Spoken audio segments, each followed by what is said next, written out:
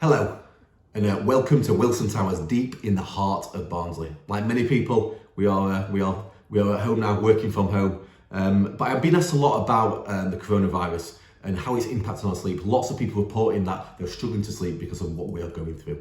I think it's worth pointing out that the coronavirus is not a sleep issue; it's a stress and anxiety issue. A lot of the issues around it are about stress and anxiety. And this is because one of the important parts of falling asleep and staying asleep is a drop in heart rate. One of the processes our body goes through is a drop in heart rate. If we're stressed and anxious, our heart rate rises, and therefore it's difficult for our body to go through the right process to fall asleep and stay asleep. So some tips on how we can combat this. Firstly, try and have a consistent wake up time. You're trying to wake up at the same time every day. If you're going to have a lie-in, make sure it's no more than an hour and a half. Don't be tempted to lay in bed for hours and hours and hours. Lots of light exposure early in the day can be a great help. This helps your body set itself for the day. It's saying this is daytime, and then therefore it can help us sleep better at night.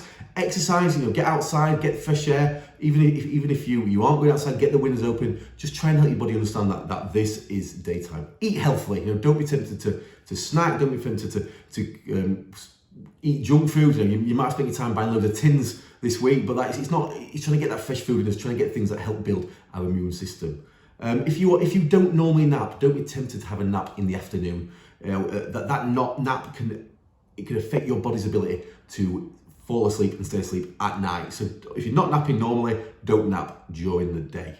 And then as we move towards bedtime, I think we're all worried about the coronavirus.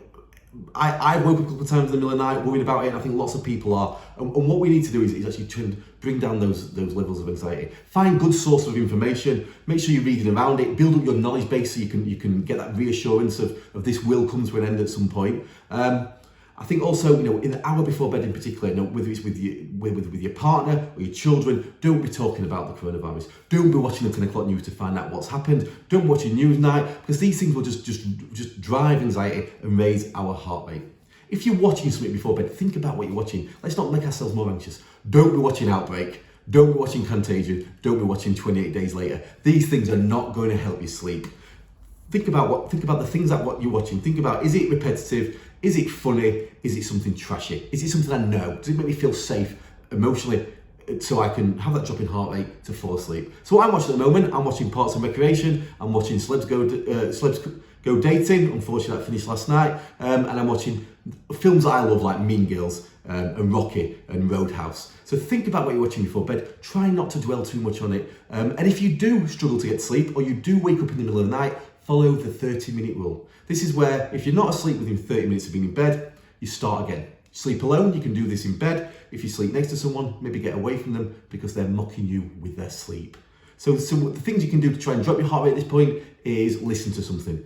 A spoken word book, a podcast, something like a meditation app, which allows your mind to wander and then your brain to relax and for you to fall back to sleep. Hope all this helps, and hopefully you will start sleeping better. Sleep well.